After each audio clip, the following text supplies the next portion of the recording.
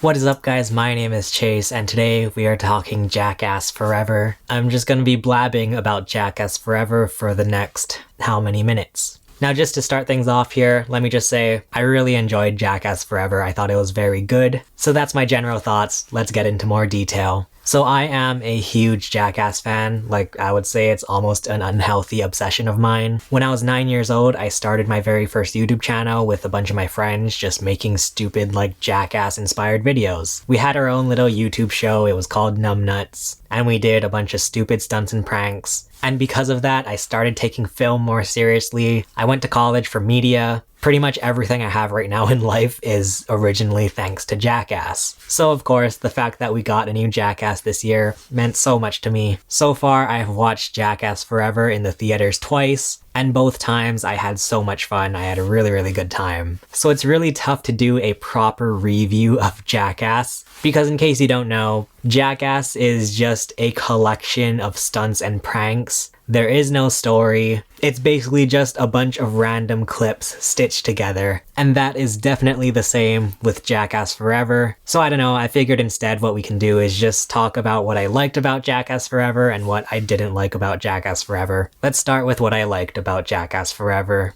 Right off the bat, and this is like a huge thing, it's very important, Jackass Forever felt very true to the original franchise. Like, for me personally, it never really felt like Jackass left because I've been following like the Jackass guys so closely throughout the last 10 or more years since the last movie. You know, I watch all of Steve-O's YouTube videos, I like follow most of the Jackass crew on Instagram, but actually seeing them together on the big screen, it was it was really fun. It felt like old friends getting back together. It's really fun to see how things have changed. Like, for example, Johnny Knoxville stopped dyeing his hair, so he has like full-on just silver hair. But also, a lot of things haven't changed in the last 10 years that they've been gone. Everybody still picks on Danger Aaron. In fact, I'd arguably say Danger Aaron gets most of like the hard-hitting stuff in Jackass Forever. But everybody is just as funny.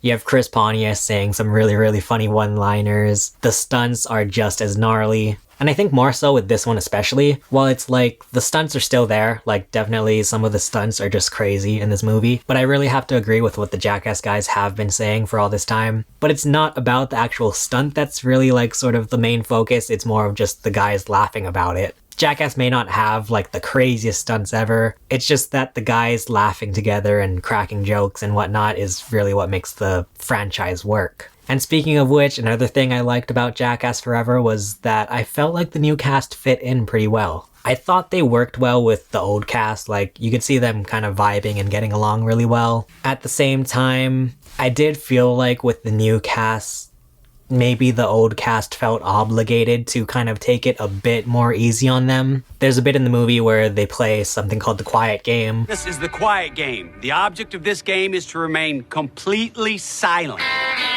It's with one of the new guys, Poopies, the first ever woman Jackass, Rachel Wolfson, and the OG Steve-O. In my opinion, I felt like Rachel and Poopy's stunt felt a little bit less extreme than Steve-O's one. It's stuff like that where like, I feel like when they mix in the old with the new, it feels like they kind of treat the new cast differently than the old cast, which I guess is fair because, you know, these are totally new people to the Jackass series, so I guess it kind of makes sense that they're gonna get treated a little bit different, especially since it's so early on. From what I've seen, some people have been complaining with how they like sort of, I guess, utilized Rachel Wolfson in the movie. I personally felt like she fit in pretty well. But I don't know, I honestly think it's really nice that there is a female Jackass now. Actually, speaking of which, there's also the first black Jackass, Jasper Dolphin, along with his father, Dark Shark. I really like both Jasper and Dark Shark. And then there's Eric Manaka, who worked with Johnny Knoxville on the movie Action Point. Fun fact, I reacted to that trailer on this channel like 4 years ago. If anything, I feel like Eric Manaka kind of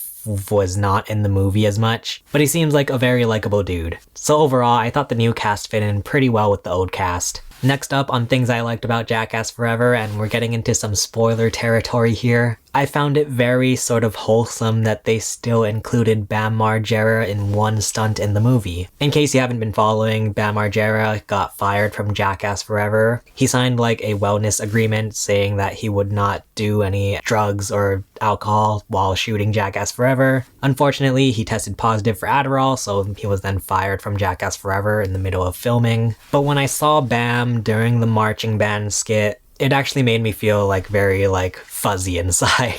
As different and as grown up as Bam Margera is, it was fun to see him at least do one stunt for Jackass again. There was also a very wholesome Bam moment in the marching band skit where Bam Margera is asking Steve-O if he's okay because he basically got a concussion and blacked out. I don't know, something about that was really wholesome. Hearing Bam actually have like care for Steve-O, very wholesome.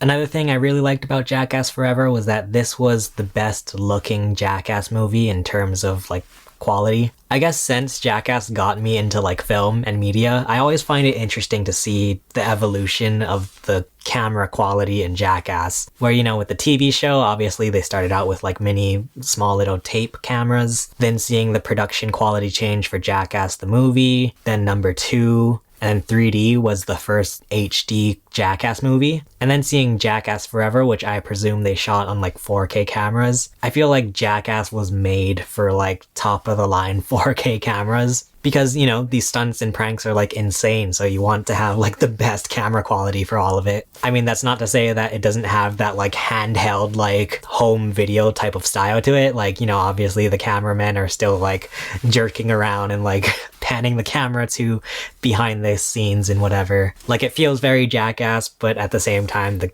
picture quality is so nice. So I don't know, I thought it was the best looking Jackass by far. And the final thing I liked about Jackass Forever was that this movie was packed full of just entertainment. I think one of the complaints I've been seeing a lot is that people say that this movie is too short, which I actually think is like a good thing because it feels like the movie just keeps going and going, like you don't feel like it lasts as long as it does. I think it is a testament as to just the fact that there is no filler in this movie at all. Everything is just so entertaining all the way through. I'd say the only one exception, like the one time I feel like, okay, this is kind of weird that it's in the movie, is the Dirty Dancing bit, which don't get me wrong, I still laughed at, but I feel like just the whole point of the bit being that Preston Lacey pooped his pants. And it's stuff like that where I feel like this movie, out of all the movies, has just a lot of like behind the scenes pranks and whatnot. This one I feel like feels the most true to like the TV show and like the first movie. Like it feels true to the roots, where yeah, it is just, sometimes there's just people talking to the camera as if like it's like a behind the scenes thing. They were just filming whatever and seeing what works. Like that kind of, it gets that same kind of feeling in Jackass Forever. Did not think I would be sitting here talking about this movie for this long. Let's get to some of the things I did not like about Jackass Forever. I kind of touched on it earlier, but I do wish this movie felt a bit longer. And the main thing that I feel like is like the problem with this movie feeling too short is just the ending. You know, with Jackass movies, they always film like a very just big spectacular intro and ending sequence. For Jackass Forever, they had a very big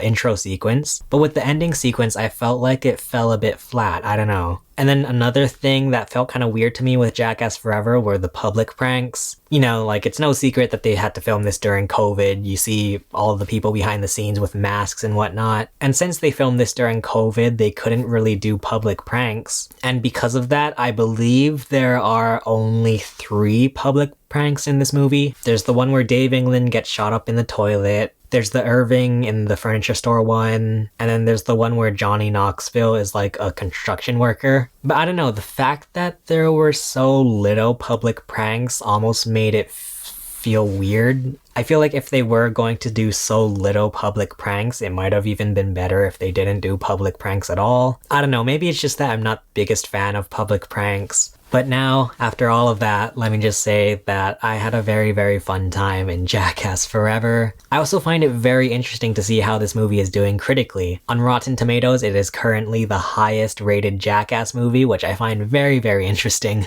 It's also doing really well in the box office, which is nice. I just thought it was so fun to see all the Jackass guys back together. Unfortunately, without Ryan Dunn and Bam Margera. And personally, having Jackass, mold my life basically. Like the reason I'm here making videos and the reason I got into media is because of Jackass. As much as I love the franchise, I do kind of hope that this is the last one. I know they've come out and said that this may or may not be the last Jackass movie, like they might do one with the new cast. I personally hope this is the last Jackass. I think this is a nice way to end off the series, unfortunately without, Bam. I mean, I thought Jackass 3 was the best way to end the series, but hey, Jackass Forever was very welcomed. But I don't know, I think Jackass should exist as something with the original cast. I don't know, I'm just probably very stubborn.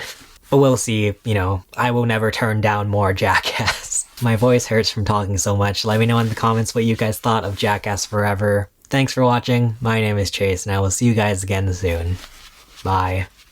You still got those $1 million teeth, that's for sure.